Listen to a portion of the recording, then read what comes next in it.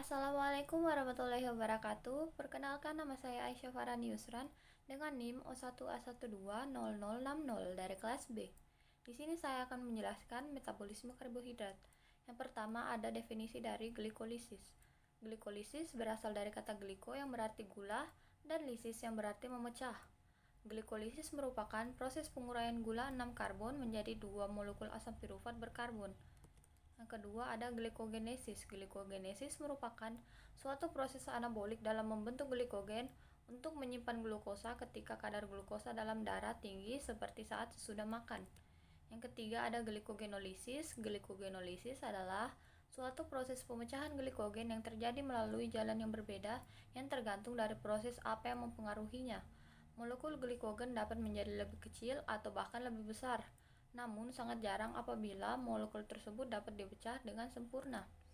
Yang keempat ada gluconeogenesis. Gluconeogenesis merupakan suatu lintasan metabolisme yang dapat dimanfaatkan oleh tubuh untuk menjaga kadar glukosa dalam darah tetap seimbang selain dengan glikogenolisis. Selanjutnya ada siklus glikolisis. Pada tahap pertama siklus glikolisis, glukosa akan diubah menjadi glukosa 6-fosfat oleh enzim heksokinase. Pada tahap ini ATP akan mengubah energi menjadi ADP. Lalu glukosa 6-fosfat akan diubah menjadi fruktosa 6-fosfat yang dikatalis oleh enzim fosfoheksosa isomerase. Lalu fruktosa 6-fosfat akan diubah menjadi fruktosa 1,6 bifosfat. Reaksi ini dikatalis oleh enzim fosfofruktosakinase. Dalam reaksi ini dibutuhkan energi dari ATP yang diubah menjadi ADP. Lalu fruktosa 1,6 bifosfat akan dipecah menjadi gliseraldehida 3-fosfat dan dihidroksi aseton fosfat. Reaksi tersebut dikatalis oleh enzim aldolase. Lalu satu molekul dihidroksi aseton fosfat yang terbentuk akan diubah menjadi gliseraldehida 3-fosfat oleh enzim trioase fosfat isomerase.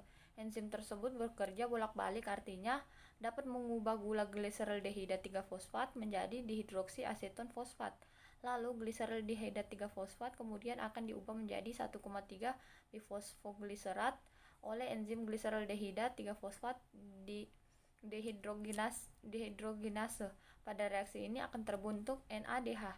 Kemudian 1,3 bifosfogliserat akan diubah menjadi 3 fosfogliserat oleh enzim fosfogliserat kinase. Pada reaksi ini akan dilepas energi dalam bentuk ATP.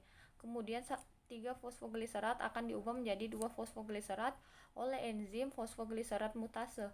Lalu kemudian 2 fosfogliserat akan diubah menjadi fosfoenol pirufat oleh enzim enolase. Lalu fosfoenol pirufat akan diubah menjadi pirufat yang dikatalis oleh enzim pirufat kinase. Dalam tahap ini juga dihasilkan energi dalam bentuk ATP. Pada siklus Krebs, asetil CoA akan berikatan dengan aksoloasetat membentuk sitrat. Reaksi ini dikatalis oleh enzim sitrat sintase. Lalu sitrat akan diubah menjadi isositrat oleh enzim akonitase. Lalu isositrat akan diubah menjadi alfa ketogluterat oleh enzim isositrat dehidrogenase. Dalam reaksi ini dilepaskan molekul CO2 dan dihasilkan NADH. Lalu alfa ketogluterat akan diubah menjadi suksinil CoA oleh enzim alfa ketogluterat dehidrogenase. Dalam reaksi ini akan dilepaskan CO2 dan dihasilkan NADH. Lalu suksinil CoA akan diubah menjadi suksinat oleh enzim suksinil CoA sintetase. Pada reaksi ini dihasilkan GTP yang kemudian dapat berubah menjadi ATP. Lalu suksinat akan diubah menjadi fumarat oleh enzim suksinat dehidrogenase. Pada reaksi ini akan dihasilkan FADH2. Lalu fumarat akan diubah menjadi malat oleh enzim fumarasa. Lalu malat akan diubah menjadi oksaloasetat oleh enzim malat dehidrogenase. Pada tahap ini juga dihasilkan NADH. Lalu ada tahap transport elektron. Sebelum itu, transport elektron adalah proses terakhir dari respirasi aerob, di mana akan dihasilkan ATP dari NADH dan FADH2 hasil dari glikolisis, dekarboksilase oksidatif, dan siklus Krebs. Transport elektron terjadi di membran dalam mitokondria. Di membran ini terdapat bagian-bagian yang penting yang berperan sebagai penerima elektron. Lalu untuk tahapnya, untuk NADH yang pertama molekul NADH akan melepaskan elektronnya dan ditangkap kompleks protein 1, kemudian berpindah menuju ubiquinon. Lalu saat elektron meninggalkan kompleks protein 1, menyebabkan sebuah H+ dikeluarkan menuju ruang antarmembran. Lalu dari ubiquinon, elektron akan menuju kompleks protein 3 dan kemudian menuju sitokrom C. Lalu saat elektron meninggalkan kompleks protein 3, sebuah H+ juga akan dikeluarkan menuju ruang antarmembran. Lalu dari sitokrom C, elektron akan menuju kompleks sitokrom 4 yang kemudian akan menuju penerima elektron terakhir yaitu O2. Saat elektron meninggalkan kompleks protein 4, menyebabkan sebuah H+ juga dikeluarkan menuju ruang antarmembran. Lalu setelah O2 menerima elektron akan mengikat H2, H+ dan membentuk H2O. Lalu 3 H+ yang telah dikeluarkan tadi akan masuk kembali melalui enzim ATP sintase yang berada di membran tersebut. Setiap H+ yang masuk melalui ATP sintase juga akan dihasilkan 1 molekul ATP. Jadi total dari 1 NADH akan dihasilkan 3 ATP. Lalu untuk molekul FADH2, yang pertama molekul FADH2 akan melepaskan elektronnya dan ditangkap kompleks protein 2 kemudian berpindah menuju ubiquinon.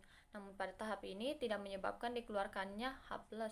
Lalu kemudian elektron akan meninggalkan ubiquinon dan menuju kompleks protein 3, sitokrom C dan kompleks protein 4. Saat elektron melewati kompleks protein 3 dan 4, masing-masing menyebabkan dikeluarkannya molekul H+. Jadi hanya 2 H+ yang dikeluarkan hingga nantinya masuk kembali melalui ATP sintase dan terbentuk 2 ATP. Di akhir cerita, elektron juga akan ditangkap oleh O2 menghasilkan H2O. Hubungan metabolisme karbohidrat, lipid, dan asam lemak. Seperti pada gambar, metabolisme protein dilakukan dengan pertama kali merubah protein menjadi asam amino. Lalu asam amino akan mengalami diaminasi yang menghasilkan asam keton dan NH3.